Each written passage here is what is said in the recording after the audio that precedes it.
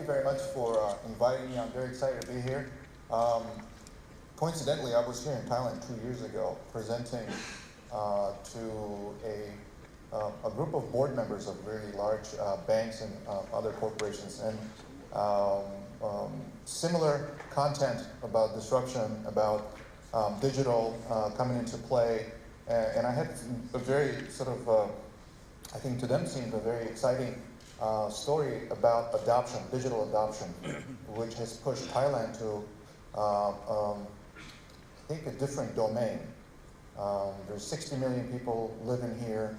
An average Thai person spends 3.5 hours a day on mobile devices, on social networks and things like that, and increasingly buying online.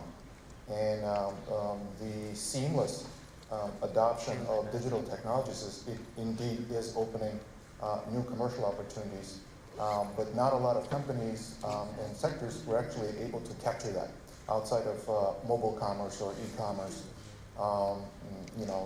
taxi services and things like that, but more fundamental sort of like the banking industry.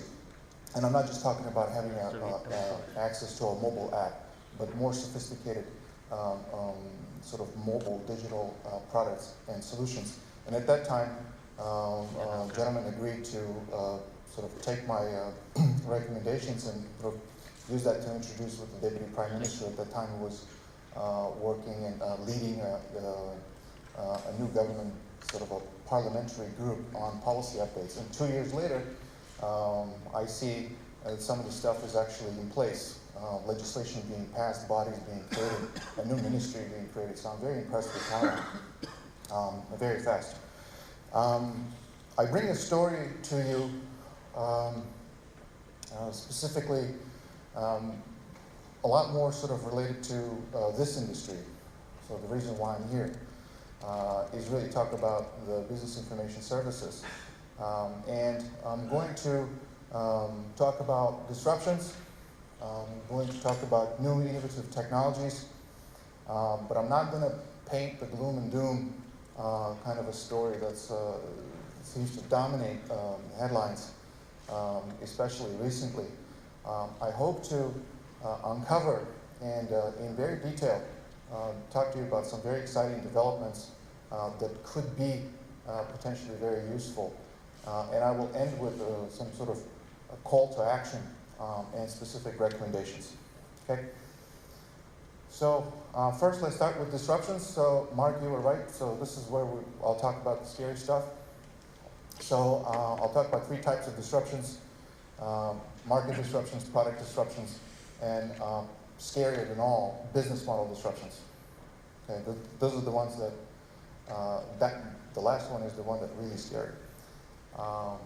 So to put things in context, and I will build this up, I'll start slow. Innovation, disruption, are they the same thing? In fact, I'd argue that they're not the same thing. There's a lot of disruptors, there's a lot of innovators out there, but not all of the innovations are actually disruptive, okay?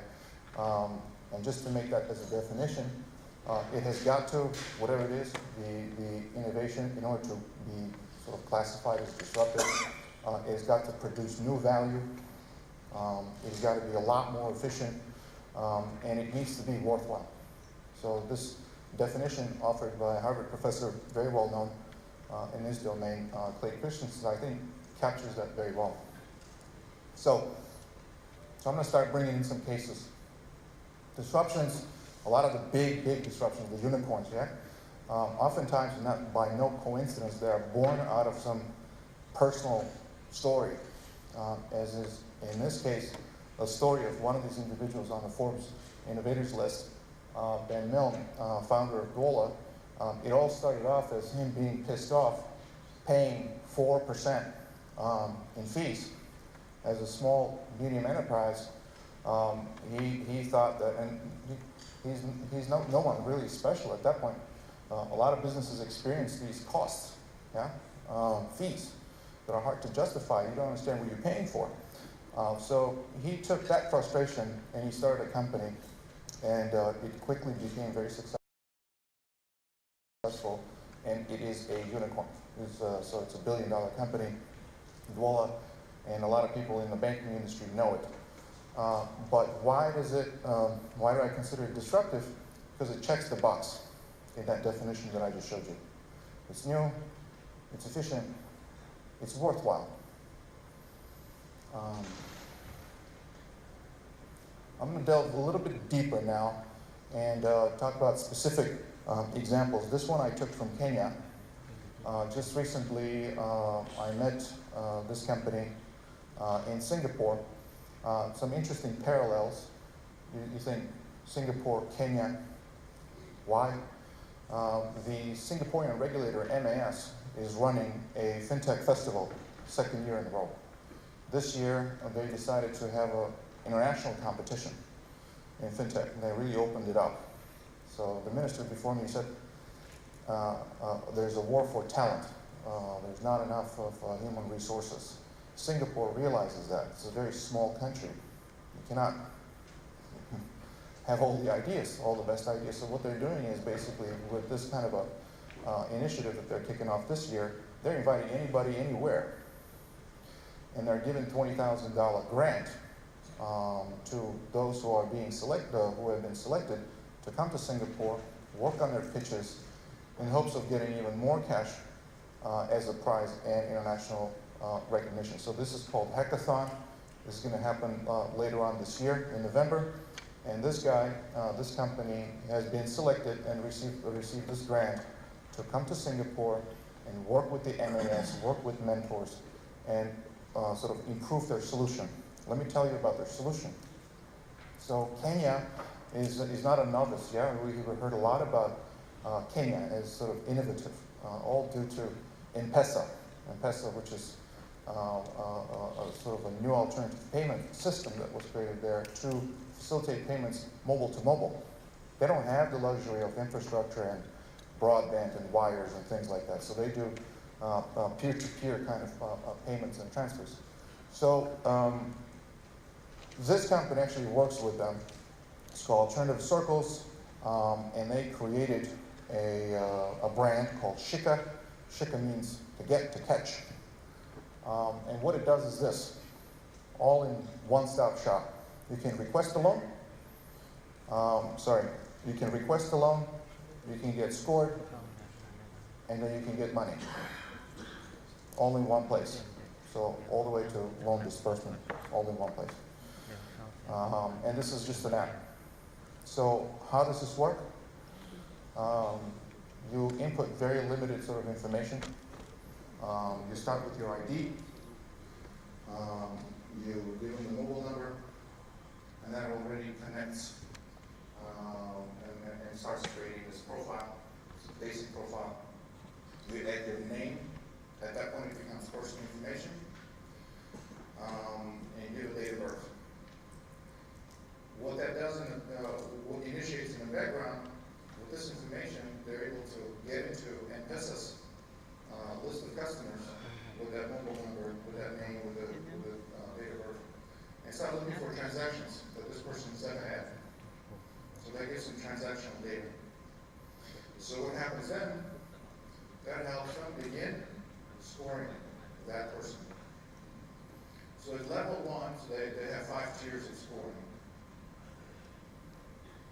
Level 1 gets automatically rejected. Basically, if you have really bad sort of like adverse news about you, you've attempted fraud before, there's a credit history about you. So regardless of anything else, you just get automatically rejected. All the things are able to do that. So level 2 and onwards, it's a function of how much credit history you have and how much transactional data you have on M-Pesa. And also if you're a first-time customer or you're a repeat customer. So it just keeps going up. The value of the loan goes up, and it becomes risky, less risky as you go up. So those are better customers. The reason I chose this example to start off with is because they work with credit bureaus.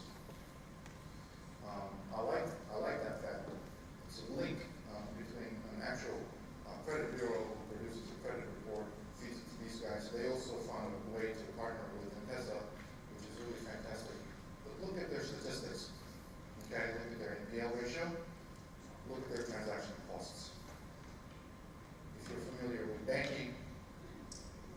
not an example like that in terms of, in terms of cost and exposure to risk and things like that. But they did adopt some really solid sort of banking practices, partly because the founder is from the banking industry himself. So, in terms of approvals, et cetera, et cetera. But they really sort of capped that to, $500 is not it's a mass market product. They're not willing to go more. Now, hence, the question is, where'd they get that money? Also, right? Capital. So, I spent some time with this person, the founder's name is Kevin, in our office, going through everything in the business model, mentoring this kind of thing also for the hackathon. I found this partnership model very interesting. So, they've secured a funding from Credit Info and became a shareholder. So they gave them $1 million. And by doing that, they also created an exclusive partnership. So anywhere Shiga goes, Credit Info will go with them. And if Credit Info is present in the market, has access to data, then it'll be a value add. In addition, they give them 200 some developers, resources, knowledge, tremendous amount of knowledge, and it's really a good chemistry between us two. But they can't take money from them and put it to use. That'll be a conflict of interest. We can't work with, take money from the credit bureau and then turn that into loans. So they have to work with somebody. Where that might come from, comes from banks. They're comfortable working with banks. Banks have already KYC that money, source of funds, et cetera, et cetera. And it's a no-brainer in Kenya. So their adoption rate is pretty good. I mean, it's an early stage startup, but it's already in the growth stage. Once you get a solid sort of investor, you become growth stage. Revenue sharing 40-60. So not a bad thing. They have a ways to go. I think that they can expand their partnership. But it's a very interesting model because they actually involve both banks and credit bureaus at the same time. They work with the incumbents. They're disrupting the product, but they're not disrupting the market like the industry. So that's example number one. Now let's talk about market disruption. This is like much larger scale. It's not just about a product. It's actually cutting into a market, stealing market share, establishing presence, and I like to talk about China. So start with that, but it's in I'm sort of using the context of shadow banking. But shadow banking gets like really bad rap. The definition is on the screen. Is basically things that go on outside of the formal banking industry, and it's massive. Okay, about 30 to 50% of the GDP, according to the IMF, of China is in shadow banking. So the scariest thing, though, is that it's growing so fast. It's growing 2x speed, the banks, in terms of their lending. They haven't caught up to the volumes, but they're growing fast and faster. This is 2014. I'm assuming 2017, that rate has gone up multiples. But shadow banking is not evil. In the context of China, I had the privilege of speaking to a lady from People's Bank of China just before this event, and she's here. I'm just going to find you because I might say some stuff that's wrong, so please correct me. But it's great. The reason why the regulators and the Chinese government didn't decide to stop the trend was what's happening with Ant Financial and whatever, because it shocked everybody, right? So Ant Financial was able to, within 9 months, collect $100 million worth of money, cash from individuals, and then take that money and turn it into a whole bunch of loans. And they're not a bank. They're like a website at that point. So that shocked everybody. Like that amount of cash, that's and turn it into a financial instrument, and you're not regulated, you go have what's up. And the government didn't put the stop to it because they were actually creating economic activity. They were letting people who want loans have loans. Banks weren't lending, these guys step in, and they're lending. because they are addressing the credit gap.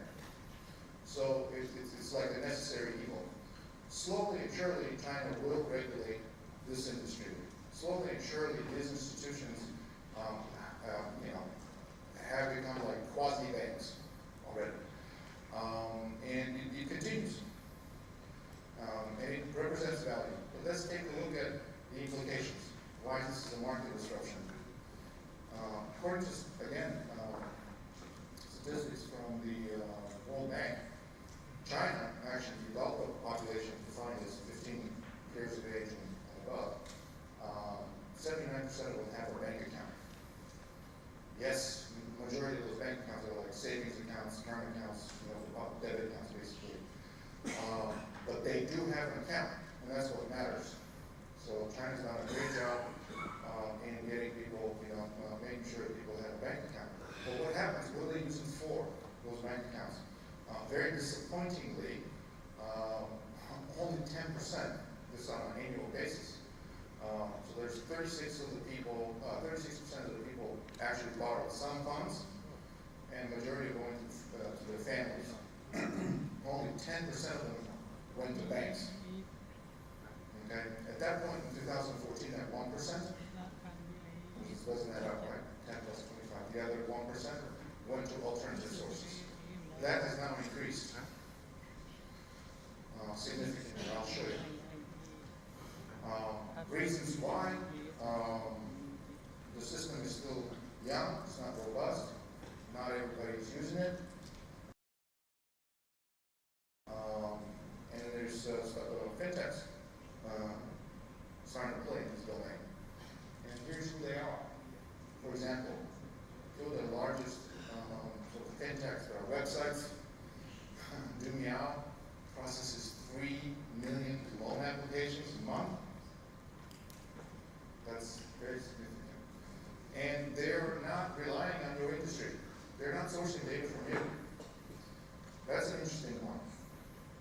They're independent. They got their own proprietary models built on big data. They found a way to score the rate. They found the money. They dispersed the money. They've done it all. They didn't involve you as an industry,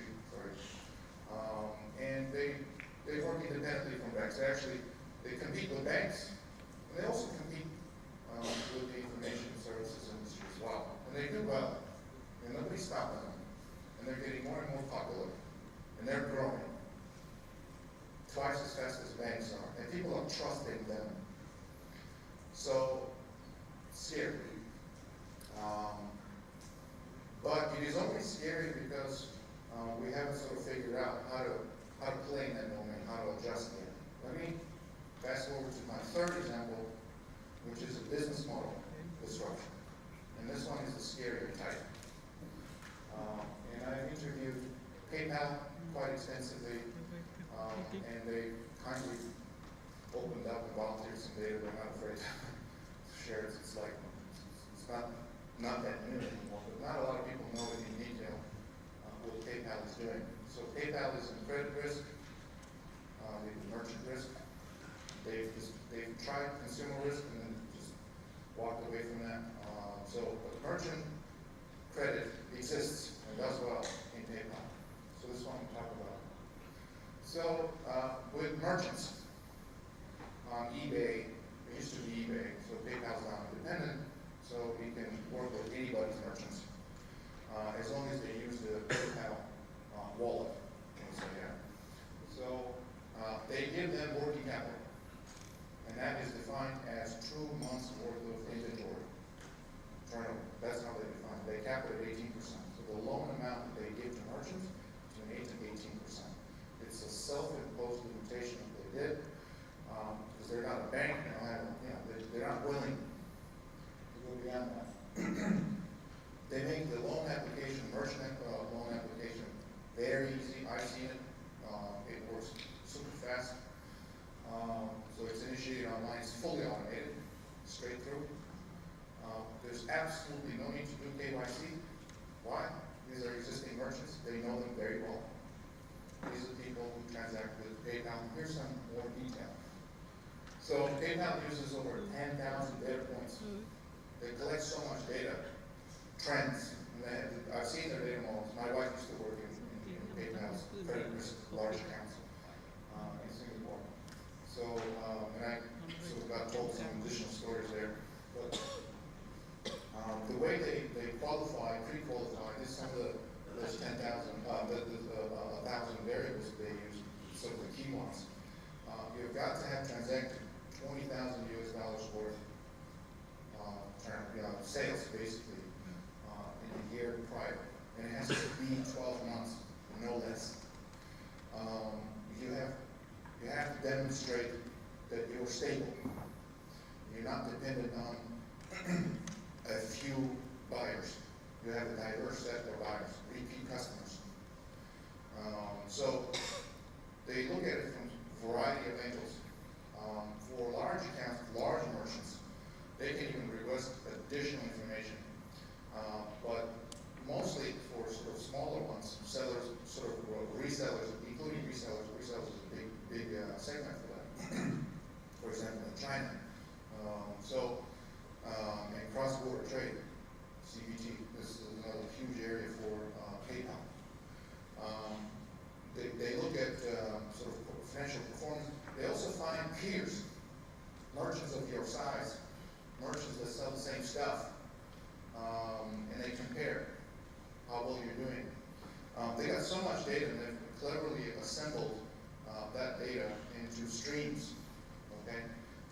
And that helps them make a decision whether you're credit worthy or not. And if you are, and that's actually done very quickly, you basically get scored, and funds could be in your account within 10 minutes. So funds available, like in your PayPal wallet. What's special about that is the second point here, debt collection. Okay? That money is in the PayPal wallet. They see it. They see your sales. They see your receivables 100%. They can always just reach in and take it.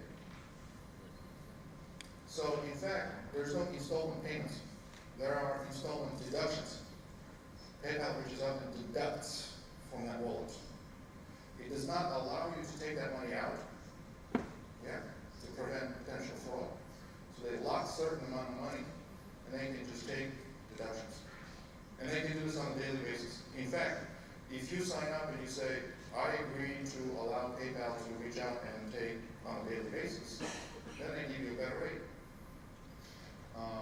They create stickiness, and they also provide value. They provide flexibility, convenience, all sorts of stuff. It's fantastic. It's a win-win. The problem with that is there's just not enough capital for PayPal. There's not enough, again, resources. And they're also kind of uneasy about having to do this in multiple markets, which is the reason why, for example, in Asia, they discontinued China temporarily. They still do business in Australia, but they're coming back. And they need, the most important thing they told me is capital. You don't have the capital. So the natural conclusion from their thinking, and they have a group of very smart guys in the strategy department, is to find where the money is. And that's banks. Go to the banks and offer a partnership on very interesting terms. Okay? So the marketplace will basically do all the work that banks normally do to qualify a customer, right? They do all this using their own sort of models, bringing their own customers, their own merchants. You don't have to go and advertise and market and look for it, right? Do any of that stuff. They will do a yes or no sort of a decision for you. They will establish the long-term length, which could be 6 months, 9 months, 12 months. They will do all the collection for you. They'll do all that, okay? They will just serve it up on a silver platter. All they want is your money, your capital, to underwrite these things. They also do, obviously you don't have to do your KYC.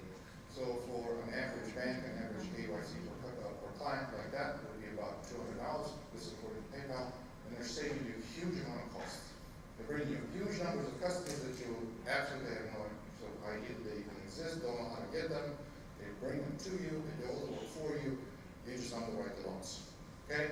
Win-win for everybody and for the merchants too. So more merchants get access to credit. Fantastic. Everybody wins. How does this work independently currently is the marketplace takes both credit and underwriting risk and has capital limitations. The way we'll work with banks, they split the credit risk and the underwriting risk. They make the credit decisions, you provide the capital. Your reserves are less, your risk exposure is less, they guarantee collection, great, and they charge a fee. Now this is where I kind of paused, and I stopped and I said, you guys are going to collect the fee for this. But of course we call this a bounty. So they've established approximately 2% fee for that. Now when they start collecting fee on taking the information, qualifying this information, making a decision whether this person's creditworthy or not, they're doing what you are doing. So, and they're taking a cut. So they're directly competing with your industry. And so I've asked them, would you consider working with credit bureaus or, in any way? I mean, you've explained this, but like, do you see any use for that? Any kind of like, do you see, like I understand you and banks, great. Like, they said absolutely not, why would we? So that was a direct answer to my direct question. They would, however, work with Facebook and with Google. So they rely on transactional data. What they want is behavioral data. When you do the transactional data based on past transactions, purchases, and sales, and things like that, and then behavior, which is purchasing intent, like what do people want to buy, when are they going to buy, things like that, and who are these people? So they would love to get that from Facebook. So these guys are not silly. They're not sitting where they are at. They're actually talking. They're actively recruiting banks in this region, and they're looking for banks that are regional, which means that they have local country-by-country licenses, lending licenses, because they don't want to be applying for credit, for lending licenses. They're looking for a partner who's got lending licenses. Why? Because of the capital, cross-border capital, right? So I can't be a country, somebody from Australia providing capital to underwrite loans in Thailand. So there's clear AML issues. They're looking for bank partners who have multiple, a good solid regional footprint, and it would be a great partner for them. They can do multiple partners. It's not an exclusive. And with somebody like social media, WeChat, Line, they would love to get partnerships like that. There is no room in this model for your industry. And that's what really scared me. And these are large numbers, large volumes, and it's just going to continue increasing. The way e-commerce grows, okay, it relies on who? On merchants. And merchants rely on what? Working capital and inventory. They are a necessary partner to them. They're not going away, but they're increasing their role. And they're squeezing your industry out. And that actually isn't meeting banks as well, because banks don't own those customers. They own those customers. Banks are just they're just providing the commodity, which is just capital. That's it. And banks are happy to do that because it's cheaper for them. In sum, after these three examples, sort of my conclusion is, it is not enough to be in that horizon one, in that green box. I really like this diagram by Frog Ventures, because it's sort of, in a really nice sort of a two-dimensional way explains the progression or the evolution of disruptive value. And it basically says if you're an incumbent, a company or a sector, an industry, you tend to want to defend and just strengthen your core business. Just keep growing more percent per year in what you're doing. The second horizon is about incremental improvements, right? Finding new ways to earn in ways that you haven't earned before. And the third one is really do stuff that's new to you and new to the market. That's what they call true disruption. So my conclusion is folks need to be moving in that direction, in that diagonal direction towards the right. and need to start embracing technology and new partnerships, collaborative partnerships. So my next section is about that part. Okay, so I've picked a few technologies, with proven technologies, with real stories that are here, that are undisputable, and I wanted to sort of put them into context. First one that comes to my mind is blockchain. Enough been talked about blockchain. However, the news out of Singapore recently is really, really fascinating. So Singapore, a consortium of banks, 3 banks for now, they formed a consortium for the pilot. Sort of got together, OCBC Bank, HSBC, and Mouhsian. And they created a KYC utility. There was a technology company that helped, well, actually developed it, and the regulator helped form this cooperative. Okay?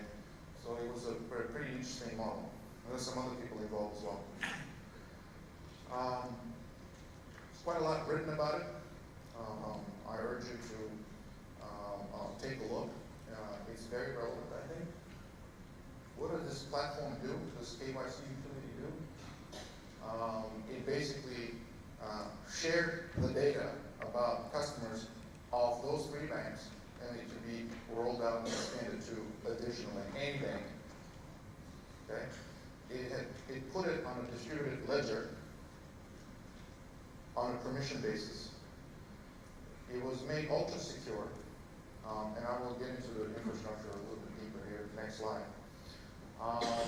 And they tested it for resilience and for cyber attacks and tampering and all this sort of stuff and downtime. So this is the reason why they work with, well, there's some experts from IDMA and experts from KPMG cyber team who put a whole bunch of hackers on it, trying to break the model, and they couldn't, just because of the way it's structured.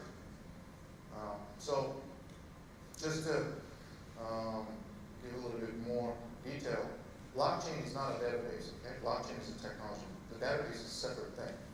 So the data is never stored on a blockchain.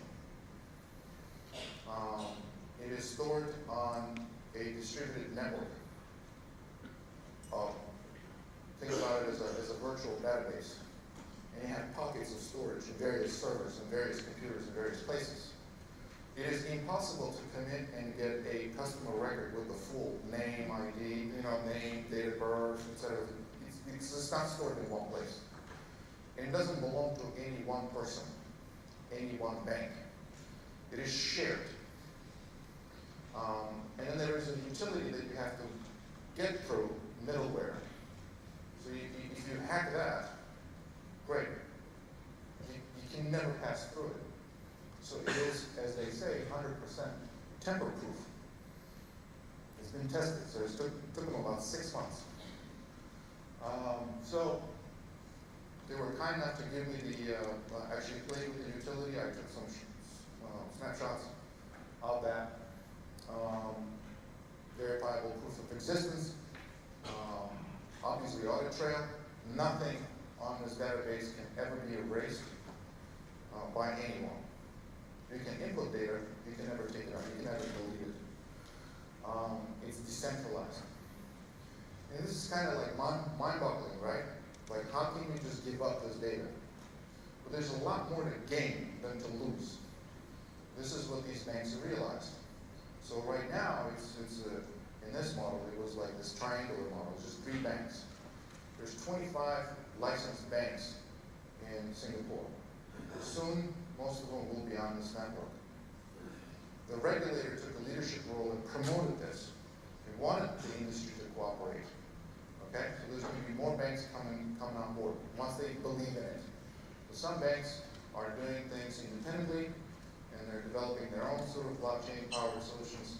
But this is an example where they're trying to get more of them on board.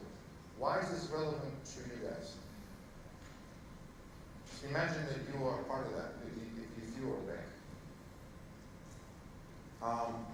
This is how input of data looks like on that KYC utility. So a person wants to update an email record. A somebody in one of the banks inputs that information in. It gets encrypted, creates a trail, and then, so it creates all those hashes. And then when you're trying to access that stuff, obviously it will need to be decrypted and given to you in a format that it will. But it's a loop. So it's good to input information. And anybody can input information, and then anybody else who's on the network, who's allowed access, can benefit from that. So essentially, a person, a customer needs to be KYC only once, and it could be done by everyone, by doing a little bit. But everybody benefits from the output, from the final product. That decreases cost tremendously, decreases risk, and also is great for the regulator too, because they're working with the government, right? Because a lot of this data actually is provided by the government. Again, in this situation, there's no role for your industry. So the banks are working with the government directly, and soon they're going to enrich that. Other sources of data will be joined into this consortium to get a fuller idea about that person. Okay, so the next level, like you think insurance claims, insurance policies, right? Think real estate transactions. Okay, if it's in the medical field, medical histories, hospitals and doctors. Yeah, so things like that. Now, an example of an industry that has done this. I'll show you banks, blockchain, Singapore, an actual solution. This one is very interesting and also very recent, as recent as September. The IAB, the Interactive Advertising Bureau. So what I really like is their quote here. Just take time to read that.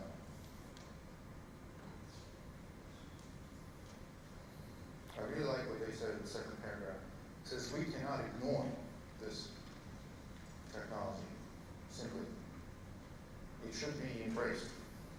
So what they did is, they formed a working group, and they gave this working group a clear mission, not a difficult one, really. It's sort of like an association and an offshoot of an association for educational purposes, but more importantly, to find common problems, pain points, and turn those pain points into use cases. Okay, so that's what they've been doing.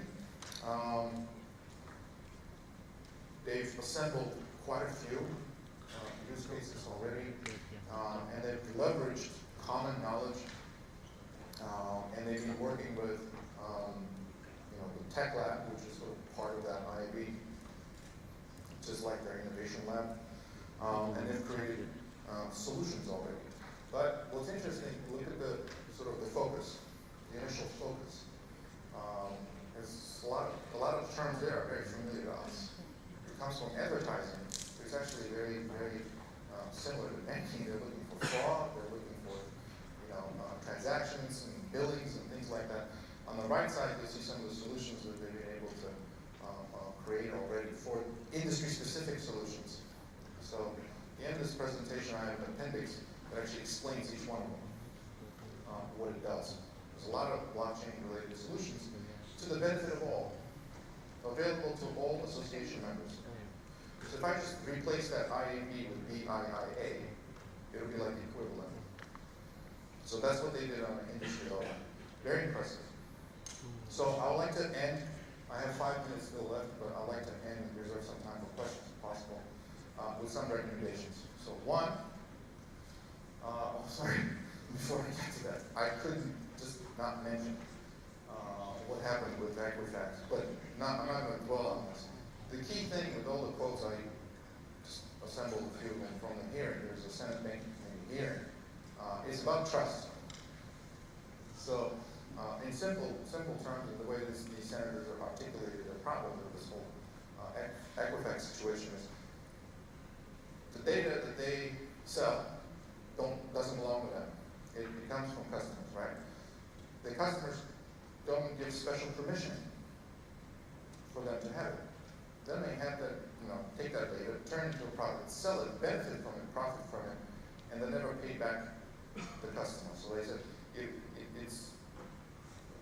doesn't equalize here. If the customers were paid to give their data for you to turn this into a product, I mean, it's not new, right? But that's kind of how they were, each one of them was shaping at their argument there, that you're an evil company, you're using these customers, and you're enriching yourself, and then you can't even keep it safe. Now, the senators really oftentimes like to get a CEO or somebody like that, put them on the stand and beat on them. I used to be a government lobbyist, a corporate lobbyist in Washington, D.C. for 8 years. One of my last clients in 2006 was Internet Bank. So I used to represent them in these finance committee meetings or hearings or written some testimonies or whatever. So I've had clients like this before.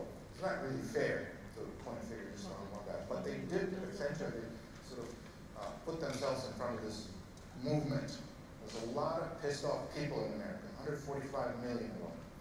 So something has got to be done, something has got to change, et cetera, et cetera. And link it back to what I just showed you. Fair, transparent, distributed, permission-based, technology-powered network, okay, that creates win-wins and takes away the trust issues. I think the reason why I put this in there is because it reinforces some of the stuff that I'm about to say. So number one, I would really urge BIIA to consider doing what IAB did, to create a special task force or group with a clear mission, with some time frame, with some funding if necessary. I think most companies probably volunteer to contribute. Find ways to collaborate, like Credit Info did with Shika. They found use for them, and they found use in them. It's a great model, and they sort of took themselves out of the sort of a conflict area as well, right? Which is why they have the banks. They found a way to work with them. Now, if Credit Info doesn't exist in all, 180 countries around the world, could be room for additional credit bureaus in other markets who have, presence and data, and it could be useful. So I think there's room to collaborate with these people, because you can't fight them, you can't stop them. These lending platforms are going to proliferate. Okay. The question is, are you in this business or you're not in this business? As in China, you're not in that business, and they're surviving just fine. They're flourishing, okay? Because nobody's created a model where they can cooperate. Thirdly, by working with regulators like in Singapore, like the banks did, you're creating really good chemistry. And you're showing them, you're demonstrating that you're willing to change and innovate and sort of co-innovate with them, and they're quite supportive and open. They actually love that. Well, Singapore, for MAS, is a lot more progressive than some others, but listening to ministers from Thailand, they seem to be pretty progressive as well. And you will find more reception now, more than ever, actually. And fourthly, work with companies like Mouhsian, the one who helped create those POCs. Because, the banks, the credit bureaus, they may know their stuff, their product, but they don't know how the technology works. And therefore, it will take them years to develop something, and they will, do a lot of research and throw out a lot of money to, a lot of tenders and things. Still, nothing gets done. In this case, the POC in Singapore was done in months, and it was done at a very high quality. Okay, so it is possible, and I would urge as a product of that working group that the BIIA may want to create through multi-party collaboration, is to create, launch products, just like IAB did. We have a half a dozen solid products out there. So with that, I'll finish. There's copies of this presentation. So just like, I just wanted to show you some of these things which you can source from BIIA later. Thank you.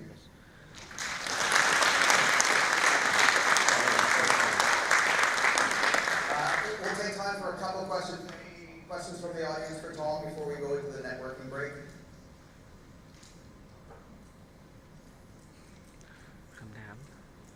In the back, right there, please.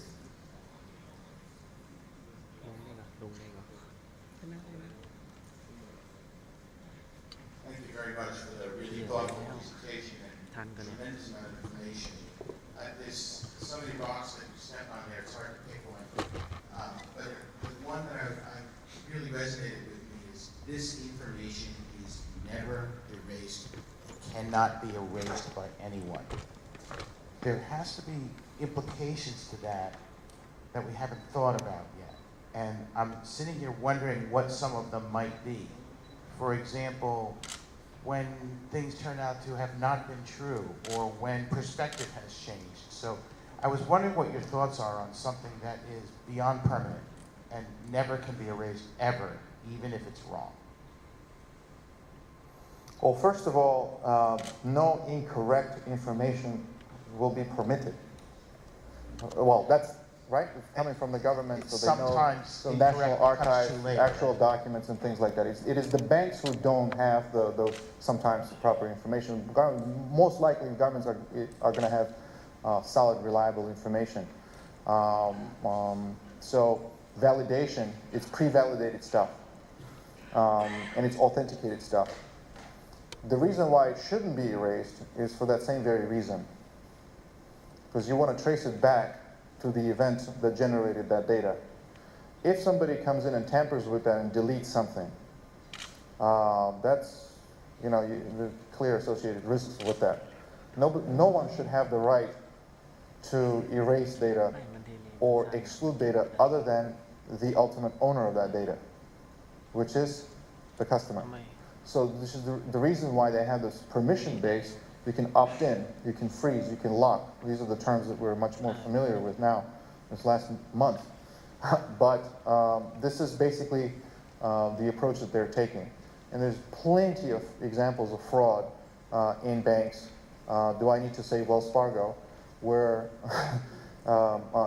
fake information gets in or information gets taken out. It's for the best. It's for the best, especially if this is real, hard, validated data. And there's a watchful eye. And no one, like I said, no one can come in and delete a social security number if it suits them. The best thing for me, though, is the outside threats, is the cyber threats. I'm not so worried about within the network somebody supplying fake information, like a fake email address hasn't been verified, or a telephone number that actually doesn't exist. Those things would be red flagged and removed immediately. I'm more afraid about, and everybody's really freaked out about, external attacks, because there's more of them, they get more sophisticated, and you got to ring fence that. And they seem to have found a way to do that.